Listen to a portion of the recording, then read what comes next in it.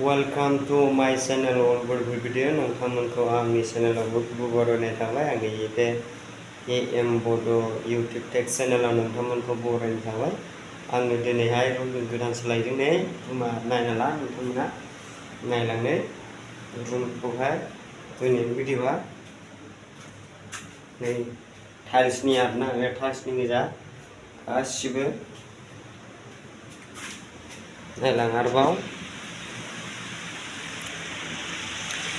सिङाव नै आरोबाव नै गासिबो टाइल्सनि गोजा लोगोफोर आरो नै इयो बाथरुम नायलांदो नै इयो बाथरुम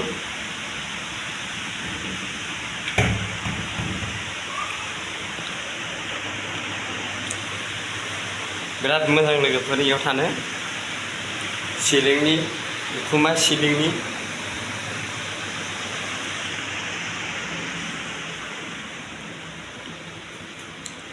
दा जोङो बेयाव सोलायफैबाय आरोना लोगोफोर बेयो रुम गोदान जों दा रुम गोजाननिफ्राय दा ओरै इसिम रुम गोदानाव फैबाय दा रुमखौ माबायदि नुदों लोगोफोर मोजां मोनदोंबा कमेन्ट शेयार खालामबानो जागोन नोंथांमोनखौ रिक्वेस्ट खालामनाय थाबाय लोगोसे आंनि चेनेलाव जाय गोदान नोंथांमोनाबो आंखौ साबस्क्राइब लाइक शेयार खालामगोन होननानै आं नोंथांमोनाव आसा खालामनाय थाबाय गोजोनथों एसेनोसै दिनैनि भिडिय'आ बाय बाय।